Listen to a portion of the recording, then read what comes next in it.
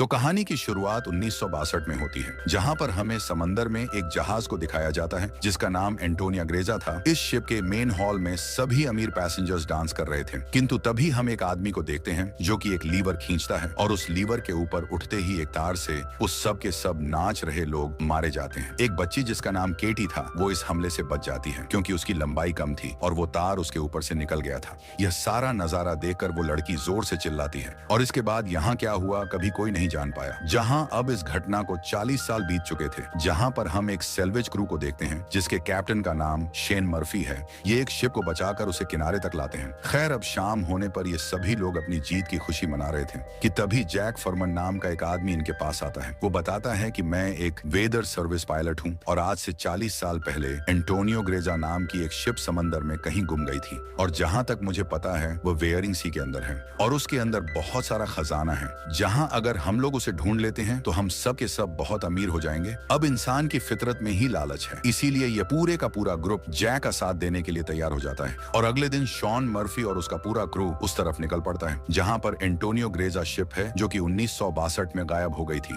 पर अब उस जगह पर पहुंचने के बाद ये सब के सब लोग देखते हैं कि वहाँ पर कोई भी शिप नहीं है। ये देखकर ये सभी लोग निराश हो जाते हैं, लेकिन तभी इनके रडार के सामने वो शिप आ जाती है और ये वही शिप थी जो 1962 में गायब हुई थी, जिसकी तलाश में ये सभी लोग यहाँ पर आए थे। अब शॉन का एक साथी और जॉन जो इन्हें यहाँ लेकर आए थे, ये लोग स्टीमर में रुकते हैं, जबकि शॉन अपने बाकी साथियों को लेकर शिप के अंदर चला जाता है और यहाँ पर उन्हें बहुत अजीब आवाज आ रही होती है। ये सभी लोग उसका पीछा करते हैं और देखते हैं कि यहाँ के लोग का पेंडुलम आज भी हिल रहा था और जैसे ही उस घड़ी के और करीब जाते हैं, पेंडुलम हिलना बंद हो जाता है और अब इनमें से इनका एक साथी उस पेंडुलम को हाथ लगाने वाला ही था कि एक जोर की आवाज आती है जिससे ये सब के सब लोग डर जाते हैं। वहीं पास की टेबल पर एक स्क्रेबल पड़ा था जिसके शब्द अपने आप ही बदल जाते हैं और उसमें लिख जाता है वेलकम। अब ये लोग जैसे ही आगे बढ़ते हैं, इनके एक साथी के नीचे से फ्लोर टूट जाता है और वह नीचे गिरने ही वाला था कि मोरिन उसे पकड़ लेती है और जब वो उसे पकड़कर ऊपर खींच रही थी तो उसे नीचे एक बच्ची दिखती है और ये वही बच्ची है जो कि आज से 40 साल पहले उस वायर से कटने से बच गई थी।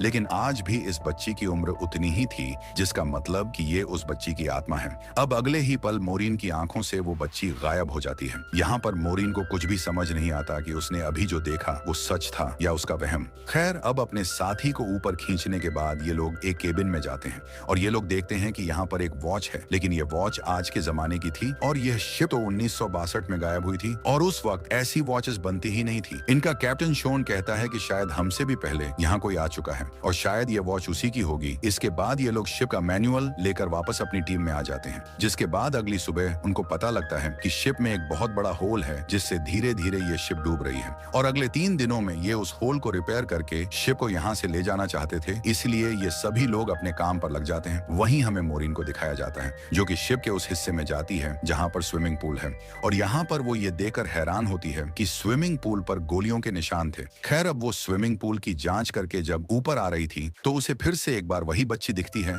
जिससे डरकर वो वापस स्विमिंग पूल में गिर जाती है और उसका सर स्विमिंग पूल में टकराता है और उसके सर से खून निकलना शुरू हो जाता है, लेकिन वह स्विमिंग पूल उसके खून को अपने अंदर अब्सॉर्ब कर लेता है। जहाँ वो एक बार फिर से ऊपर देखती है जहाँ पर वो बच्ची थी, लेकिन अब वहाँ पर जैक आ जाता है। जैक उसे ऊपर खींच लेता है और उन दोनों के यहाँ से जाने के बाद वो स्विमिंग पूल पूरी तरह खून से भर जाता है। अब जैक और मोरिन आगे जाते हैं तो मोरिन एक दरवाजे को खोलती है जिससे बहुत सारा पानी निकलता है। ये देख दोनों उस दरवाजे के अंदर जाते हैं और वो दरवाजा अपने आप ही बंद हो जाता है, इसलिए उन्हें आगे बढ़ना पड़ता है और आगे बढ़ते हुए ये लोग एक केबिन तक पहुंचते हैं जहां पर 9 लकड़ी के बॉक्सेस थे। वो यहाँ पर अपने बाकी साथियों को भी बुला लेते हैं और जब वो उन बॉक्सेस को खोलते हैं तो हर एक बॉक्स के अंदर 28 गोल्ड के बार थे। इनमें बहुत सारा खजाना था और इस सोने को देखकर ये सब लोग बौखला जाते हैं, इसलिए वो तय करते हैं कि वो शिप को यहीं पर छोड़कर ये सोना लेकर यहाँ से निकल जाएंगे। ये लोग सारे का सारा सोना अपनी बोट में रख देते हैं। ये लोग अब बहुत खुश हो जाते हैं, लेकिन तभी उनकी बोट पर दिखाया जाता है कि इनकी बोट के गैस का नोब अपने आप ही चालू हो जाता है, जिससे हवा में गैस फैलना शुरू हो जाती है। वहीं मोरिन एक बार फिर से उसी बच्ची को देखती है जो कि उसकी तरफ तेजी से भागती हुई आ रही थी, क्योंकि वो उसे वार्न करना चाहती थी, लेकिन कोई उस बच्ची को ढकेल देता है। वहीं दूसरी तरफ मोरिन का साथी बोट का इंजन ऑन करता है, जिससे उसमें ब्लास्ट हो जाता है और इस ब्लास्ट में उसकी जान चली जाती है।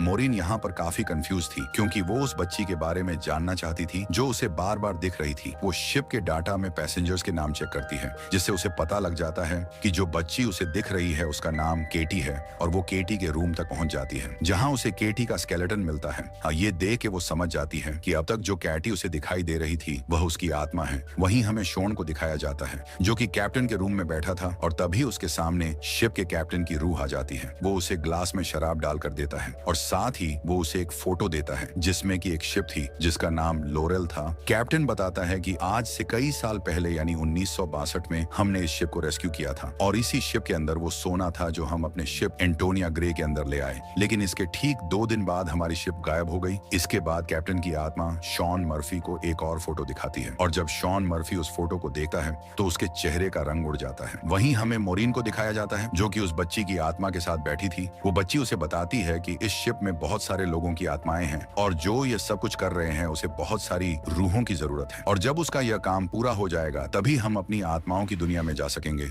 वहीं इनके एक और साथी को दिखाया जाता है जो उस जगह पर आता है जहां पर आज से कई साल पहले शिप पर पार्टी हो रही थी और अचानक से यहाँ का सारा माहौल वैसा ही हो जाता है जैसा 40 साल पहले था। यहाँ पर वो सिंगर भी थी जिसके गाने पर सब लोग नाच रहे थे और तभी उस सिंगर की आत्मा उसे ट्रैप करके उसकी जान ले लेती है, यानी कि अब उनके 2 लोग मारे जा चुके थे। वहीं उनके 2 और साथियों को दिखाया जाता है जिन्हें की बहुत अच्छा खाना मिलता है और वो उसे खाने लगते हैं, लेकिन अगले ही पल उन्हें एहसास होता है कि वह खाना नहीं बल्कि कीड़े हैं, इसलिए उन्हें उल्टियां हो जाती हैं। अब हमें शॉन मर्फी को दिखाया जाता है जिसे बहुत कुछ पता लग चुका था, इसीलिए वो जल्द से जल्द इस शिप से निकलना चाहता था। वो मोरिन को ढूंढ रहा था लेकिन तभी उसके सामने उसका वो साथी आ जाता है जो ब्लास्ट में मारा गया था। दरअसल ये उसका गोश्त है जो लगातार उसकी तरफ बढ़ रहा था। वहीं मोरिन भी यहाँ से निकलना चाहती थी, इसलिए वो उस तरफ आ जाती है जहाँ शॉन मर्फी है। शॉन मर्फी को मोरिन के चेहरे पर अपना वही साथी दिख रहा था जो उसे मारने की कोशिश कर रहा था, इसलिए वो मोरिन पर हमला कर देता है, लेकिन मोरिन उसके पैर को जख्मी कर देती है। हालांकि शॉन उसे जैसे ही मारने जाता है कि तभी जैक आकर उस पर हमला करके उसे बेहोश कर देता है। जैक वो आदमी है जो इन सबको यहाँ लेकर आया था और क्योंकि शॉन ने इस लड़की पर हमला किया था इसीलिए ये उसे नीचे एक्वेरियम में बंद कर देते हैं। अब उनके बाकी 2 साथी भी यहाँ आ जाते हैं और ये जल्द से जल्द शिप को रिपेयर करके इसे लेकर यहाँ से निकलना चाहते थे क्योंकि इसके अलावा उनके पास कोई और रास्ता नहीं था। अब ये नीचे जाकर शिप को रिपेयर कर देते हैं और अब मोरिन अपने एक साथी को ढूंढने के लिए जा रही थी कि तभी उसके सामने वो गोश्त लड़की आ गई जिसे वो दिखाती है कि उस आदमी की जान जा चुकी है जिसे वो खोज रही है और यह वही आदमी था जो पार्टी रूम में पहुंच गया था।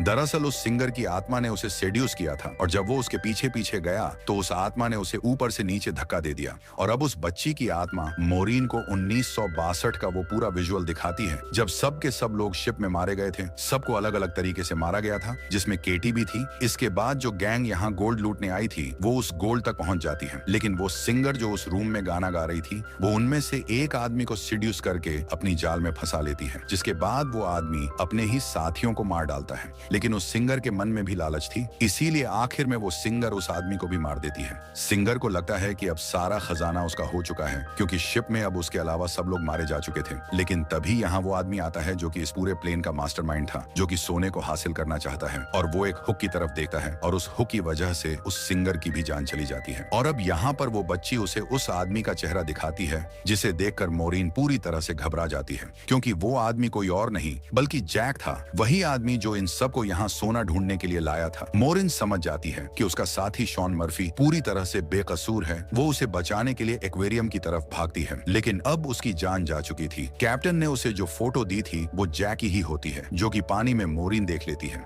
दरअसल जैक कोई इंसान नहीं बल्कि वो एक शैतानी बला है जो कि किसी मकसद के लिए आत्माओं को इकट्ठा कर रहा है। ऐसा हो सकता है कि वो शैतान के लिए भी काम करता हो और वो यहाँ पर इन सबको मारकर उनकी आत्माओं को भी जमा करना चाहता हो। मोरिन अब अपने साथी से कहती है कि तुम्हें जैक पर नजर रखनी होगी, मैं अपने दूसरे साथी को ढूंढने जा रही हूँ जो कि पानी के अंदर है। मोरिन उस जगह पर जाती है तो उसे समझ आ जाता है कि उसकी भी जान चली गई है, जिसे कि जैक ने ही मार दिया था। वहीं जैक उस जगह पर आ जाता है जहाँ पर मोरिन ने अपने साथी से कहा था कि वो उस पर नजर रखें। जैक और मोरिन के साथी के बीच कहासुनी हो जाती है, इसीलिए मोरिन का साथी उसे शूट कर देता है। उसे लगता है कि वो मर गया, इसलिए वो यहाँ से चला जाता है। वहीं अब मोरिन इस पूरी शिप को ब्लास्ट करना चाहती थी, इसलिए वो हर जगह बम फिट कर देती है, लेकिन तभी मोरिन के पास उसका वो साथी आ जाता है जिसने अभी अभी जैक को गोली मारी थी। वो मोरिन से कहता है कि हमें शिप को ब्लास्ट नहीं करना चाहिए, लेकिन मोरिन उसकी बात नहीं मानती और कहती है कि मैं शिप को ब्लास्ट करके ही रहूंगी क्योंकि यहाँ पर बहुत सारी रूह कैद है। इस शिप में और भी लोगों को ट्रैप करके लाया जाता रहेगा जिनकी इसी तरह से जान जाती रहेगी और ट्रैप करने का एक ही जरिया है जो है सोना। और तभी उसका साथी जैक के रूप में बदल जाता है, जिससे हम समझ जाते हैं कि जैक ने उस आदमी को भी मार दिया था जिसने उसे शूट किया था। जैक उससे कहता है कि तुम्हारा और मेरा काम एक ही जैसा जैसा है। जिस तरह से तुम समुद्र में फंसी हुई बोट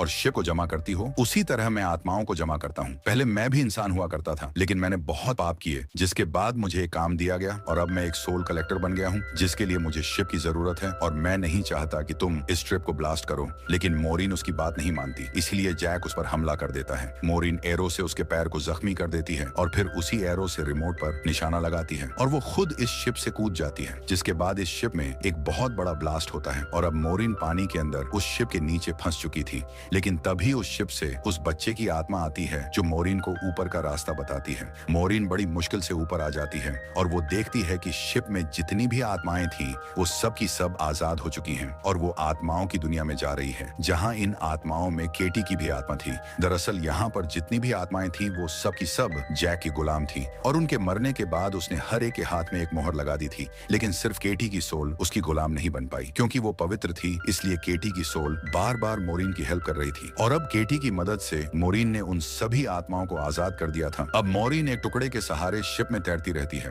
और वो सुबह तक एक शिप तक पहुंच जाती है जो शिप उसे रेस्क्यू कर लेती है। जब उसे पोर्ट पर लाया जाता है तब वो अपनी एम्बुलेंस से देखती है कि जैक अब भी जिंदा है और शिप का जितना भी गोल्ड था वो उसे एक दूसरे शिप में ट्रांसफर कर रहा था, ताकि उस गोल्ड के लालच से वो अपना काम जारी रखे और वो और भी लोगों को फंसाकर उनकी आत्माओं को कैद कर सके, जो उसका काम था। मोरिन यहाँ पूरा नजारा देकर जोर से चिल्लाती है और इसी के साथ ये फिल्म यहीं पर खत्म हो जाती है। तो मुझे कमेंट करके जरूर बताना कि ये फिल्म आपको कैसी लगी। मैं मिलूंगा आपसे अगले वीडियो में।